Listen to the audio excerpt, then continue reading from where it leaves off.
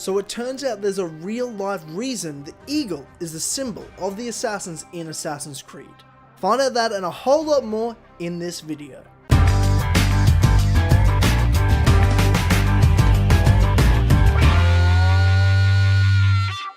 Hey guys, it is Tyler here, back with a new style of episode in the Assassin's Creed The Truth series. Now I'd like to note, the game series is something I'm not very involved in much anymore, but something I'll always have a passion for is history.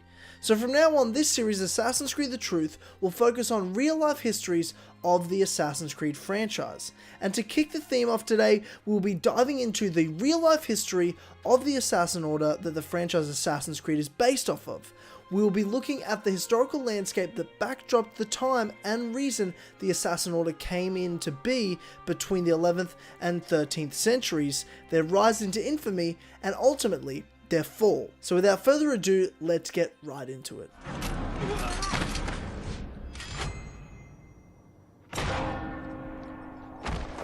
The Assassin Order that we know of in the Assassin's Creed game series is based off a real-life group that existed in the Middle Ages in and around Persia and Syria. Now, they weren't exactly jumping off buildings into hay bales, but the real assassins did some pretty insane stuff. The assassins were a group that were notorious throughout the region for their skills in targeted killing and infiltrating the ranks of their enemies through means of long-term commitment to a target and a willingness to die for the kill.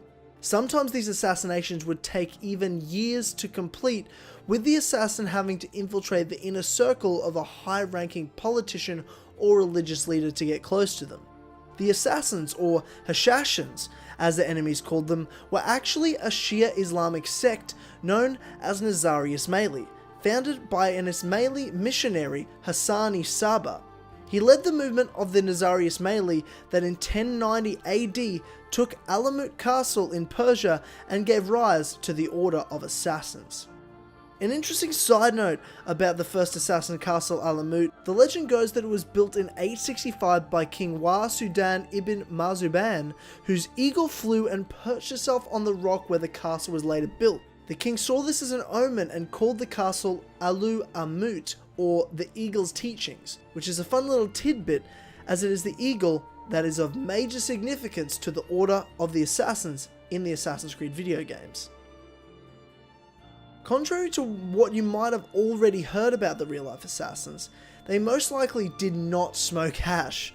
The Assassin Order were also known as the Hashashins by their enemies, which to many stories have been told throughout the years about their use of hash, that was further perpetuated by European crusaders who arrived in the region during the 12th century.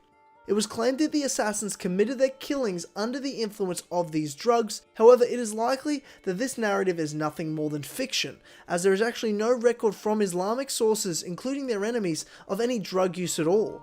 It's especially likely to be fiction due to Hassan's strict interpretation of the Quran against intoxicants. The assassins spread themselves over many mountain fortresses in Persia and Syria, including the video game's famed Masyaf Castle, to work in the shadows and fight against the Seljuk Turks, a Sunni Muslim sect who controlled Persia at the time. Based on the assassin numbers and skill, the Nizari Ismaili could not fight against their enemies in the open field. This is why they developed their tactics of working in the shadows, spying, studying their targets, infiltrating their court, and waiting for the opportune moments to strike. This would not only throw their enemies into a state of disarray, but also cause fear and paranoia to others, to the point where many viziers and sultans started wearing chainmail underneath their clothes just in case they were attacked. Now, to understand the background that laid the groundwork for the assassins to exist and their bloody rivalry with the Seljuk, we must have an understanding of the history of Islam. There are two main sections of Islam that exist, the Sunni and the Shia. Now, there are about 1.8 billion Muslims in the world today, and approximately 10 to 13% of them are Shia Muslims, while the remainder are Sunni Muslims and sects of that faith. The main basic difference between the two started from when the Prophet Muhammad died suddenly in 632 AD without choosing a successor. The majority of his followers believed the rightful successor was his father-in-law, a man named Abu Bakr, while another small section believed the successor should be Ali ibn Abi Talib, who was the Prophet Muhammad's cousin and son-in-law. The reality was that it was Abu Bakr chosen as the heir and first Muslim caliph. It is this sect of Muslims who see Abu Bakr as the Prophet's rightful successor that are known as the Sunni. While even though Ali became the fourth Muslim caliph in 656, it is the Shia Muslims who view Ali as the rightful first successor to the Prophet. And while over many years of bloodshed, killings, including that of Ali in 661 AD, and religious growth, the political and cultural separation between the Sunni and Shia grew. Now here's where it gets even more complicated. The Assassins are an even smaller sect of Shia Islam that developed over history and political disagreements. Like the separation between the Shia and the Sunni Muslims due to the successor disputes, something very similar happened again in the Shia sect of Islam. In the late 9th century, the line of Imam in succession to the Prophet Muhammad was disputed once again. The Twelvers, the largest branch of Shia Islam, believed it to be a man named Musa al-Kadhim, while the Islami believed it to be his older brother Ishmael. By the early 10th century, the Ismaili were a recognized sect of the Islamic faith, and in 1067, a 17-year-old Hassani Sabah, founder of the Assassins, converted and swore allegiance to the Fatimid Caliph, the Ismaili Islam Caliphate that spanned over much of northern African coast at the time. Over years of travel, study, and converting followers to Ismailism, Hassan became more and more committed to his faith. But guess what happened next? Yes, another succession dispute as to who would be the next Ismaili Imam. Hassan supported the current Ismaili Imam Caliph's son Nizar for this position, and eventually this succession dispute created another smaller sect of Islam known as the Nizari Ismaili. It is this sect that Hassani Sabah grew and founded in Persia when he began to organize his followers against the hated Seljuks and spread them throughout the mountain fortresses including Alamut and Masyaf in Persia and Syria. It is this sect of Nizari Ismaili that became known as the Assassins. The Assassins' first notable kill came in 1092 AD when an assassin disguised himself as a Sufi mystic and stabbed and killed a vizier named Nizam al-Mulk of the Seljuk Sultanate. In the years that followed, the assassins killed many members of the Seljuk, from viziers, governors, clerics, and even military generals. Hassan continued to expand his reach further into the Middle East, spreading his sect of Islam and eventually even cutting ties with the Islami sect back in Cairo. In 1124, Hassani Sabah died, but the Nizari continued on after him, with successors taking the sect in varying directions in the decades that followed. In the late 12th century, the leader of the Syrian Nizari became a man named Rashid ad-Din as-Sinan, who was based in the fortress of Masyaf. It is Rashid who the character Al-Mualim from the first Assassin's Creed video game is based off of. Rashid brought the assassins into conflict with Salah ad-Din, the first sultan of Egypt and Syria and a main figure during the Crusades. The assassins attempted to kill Salah ad-Din several times, but to no avail. However, these attempts led Salah ad-Din to lay siege to the assassin stronghold of Masyaf. However, Salah ad-Din withdrew suddenly from the siege, to which there are several different stories as to why that happened, but all have kind of the same theme about them.